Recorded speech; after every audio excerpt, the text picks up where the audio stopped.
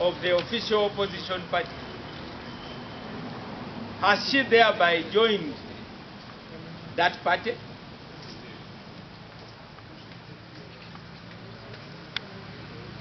We are not going to give up on educating Ugandans. DP believes in constructive engagement. We believe in consensus building as an essential part of nation building. Cooperation for the larger good of the nation has always been a cornerstone of the Democratic Party. We denounce the politics of unwarranted confrontation and negativism.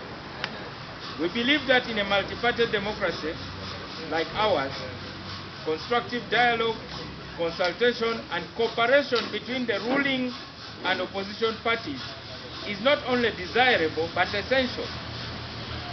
It has become all the more necessary since several major national issues confronting Uganda today cannot be effectively addressed without evolving a broad platform of national consensus. Therefore, we remain totally unapologetic about our policy of not practicing political untouchability vis-à-vis any party. In all issues of national importance, where national consensus is needed, we shall adopt a policy of dialogue and consultation with all other political parties.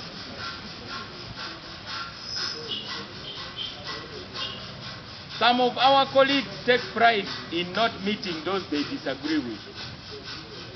But as you have seen of late, they meet secretly.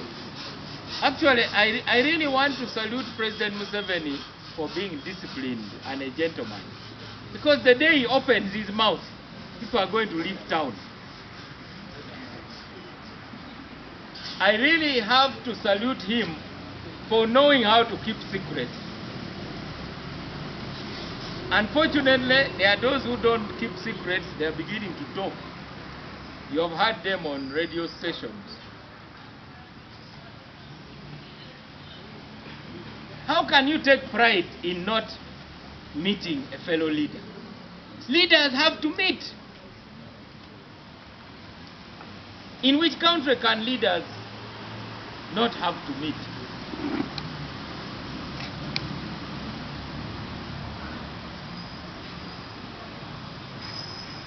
There are those of you who have totally misunderstood the statement some of us made that we worked behind the counter concerning the cases of the two members of parliament, Honorable Alan Sewanyana and Honorable Muhammad Segiri. When I was appointed, people said, let's see what Mao can do. I'm not a judge. I don't grant bail. I'm not even the DPP. I'm not the one who prosecutes cases. I'm not the president of Uganda. But everybody has some influence. Even those of you in the media, you have exercised influence.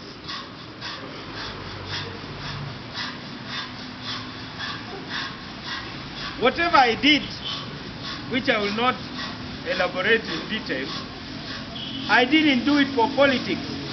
I did it because of the families of those two members of parliament. I did it because of the families of whoever is in detention. There are others I've worked for. Some of you forgot that I was the first to visit Eddie Mutwe in Gulu prison to take him food. I was the first to visit a gentleman called Senyange who was driving that grader in Arua. And we worked for their release. All that you people have forgotten.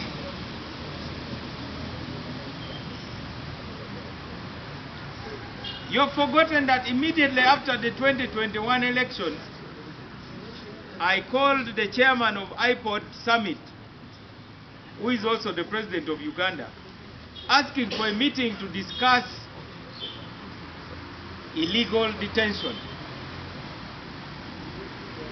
We held an IPOD Summit for which we were condemned. I was cartooned that I'm licking President Museveni's shoes. I don't mind, because that's not the picture which worries me. What worries me are the families of those people who don't have the breadwinner. For some of you, you can enjoy your attention in the media and social media, but what does it feel like? Even before I was appointed a minister, I met the mother of Muhammad Segirinya at the steps of Parliament. She fell down on her knees, saying, "Mao, help us get Segirinya out of prison." When I was appointed, she camped at my office and came to my office. The parents of Alan Sewanyana came to see me. So whatever I did it for them, not for politics. I quietly went to Kigo and met the two members of Parliament. We sneaked in with Fred Mwesigwa.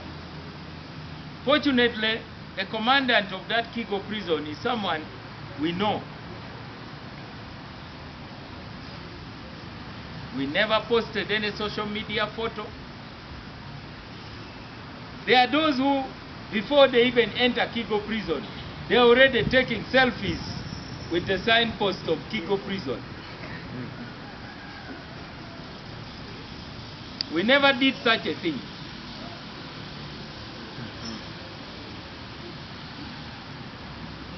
The case is still there, so we cannot talk about the details. But I want to inform the nation that under the law, there are always negotiations. Even lawyers meet. The DP vice president is a lawyer. He knows that when an accused person is in court, he can always request to meet the prosecutor. If he has 5 charges, he can say, okay, I will accept 2, but can you drop 3? So he is then convicted for 2 offenses, and the other 3 are dismissed, and he can get a very light sentence.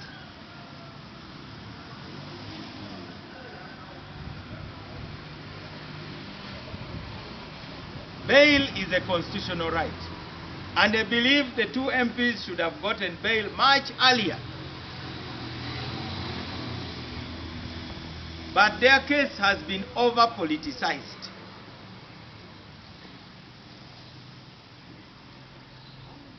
I remember when one of the MPs from the leading opposition party in Parliament suggested that there should be negotiations, he was attacked. But what is wrong with negotiation? Ladies and gentlemen, can you imagine if our leaders in the 60s had believed in dialogue? Surely what stopped Prime Minister Obote and Sekabaka Mutesa II from talking? What stopped them? Do you know how much life we would have saved? Do you know how our country's history would have been different if simply they had sat in a room and talked about what divides them? I want to tell Ugandans today, anybody who denounces dialogue is not a leader. Leaders must always have dialogue. And what is dialogue if you don't talk to those you hate? Some people think dialogue is about talking to your friends only. That dialogue is about talking to those you love. Dialogue is actually about talking to those you wish to kill. That is the real dialogue.